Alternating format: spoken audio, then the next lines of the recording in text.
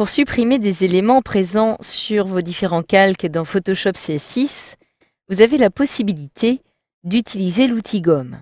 Alors cet outil se trouve directement dans la palette d'outils à gauche de votre écran et est représenté ici avec une forme de gomme. Donc je retrouve ici l'outil gomme qui se trouve directement dans ce petit panneau auquel vous pouvez accéder tout simplement en utilisant la touche E de votre clavier. Donc je clique dessus et j'ai maintenant mon outil gomme qui est sélectionné. Donc à présent, je vais chercher à effacer les différents éléments représentant des planètes sur ma zone de travail. Donc ces éléments sont au nombre de 3. J'ai ici 2 petites planètes qui sont chacune présentes sur l'un de ces 2 calques et je retrouve par la suite une 3e planète qui apparaît, elle, cette fois-ci sur mon image d'arrière-plan directement. Donc je vais pouvoir maintenant utiliser l'outil gomme correspondant afin d'effacer ces petites planètes. Donc pour cela, il va me falloir dans un premier temps sélectionner le calque sur lequel se trouve l'élément que je souhaite effacer. Donc si je souhaite par exemple supprimer la première planète, il me suffit de cliquer sur le calque en question. Je clique alors dessus, par exemple ici le calque numéro 1. Et lorsque celui-ci est sélectionné, je vais maintenant pouvoir me rendre dans ma zone de travail. Je constate ici que ma gomme apparaît ici sous forme de cercle, et donc le cercle correspond en fait à l'espace d'effacement de votre outil gomme, c'est-à-dire la zone que vous allez pouvoir effacer. Donc votre outil gomme fonctionne en fait comme s'il s'agissait d'un pinceau, c'est-à-dire que vous allez pouvoir modifier différents paramètres en vous rendant directement dans la petite barre d'options qui se trouve ici. Vous pouvez en effet modifier par exemple l'épaisseur du diamètre de votre gomme, donc vous pouvez le voir ici maintenant, je vais pouvoir agrandir le diamètre de ma gomme. La dureté, donc je vais conserver une dureté à 100%.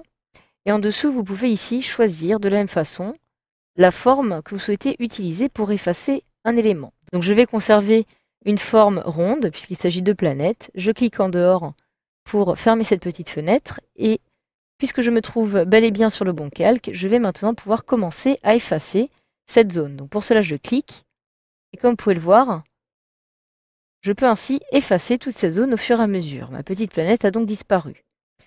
Donc voilà, je viens d'effacer la première planète. Maintenant, si je souhaite effacer la deuxième, celle qui se trouve ici à gauche, je clique, mais celle-ci ne disparaît pas. Pourquoi? Tout simplement parce que je me trouve toujours sur le calque numéro 1, c'est-à-dire le calque sur lequel se trouvait ma première planète. Je me rends alors maintenant sur le calque numéro 2 en cliquant dessus pour le sélectionner.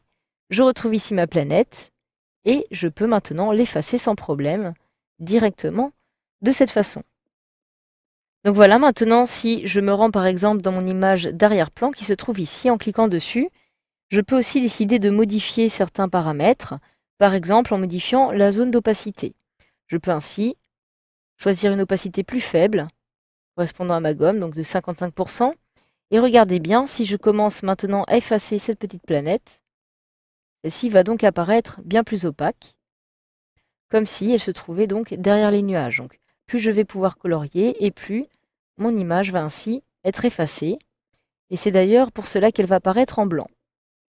Si maintenant je fais apparaître le calque bleu qui apparaît ici, qui est actuellement masqué, donc en cliquant ici, pour l'afficher, j'ai donc mon calque bleu qui apparaît.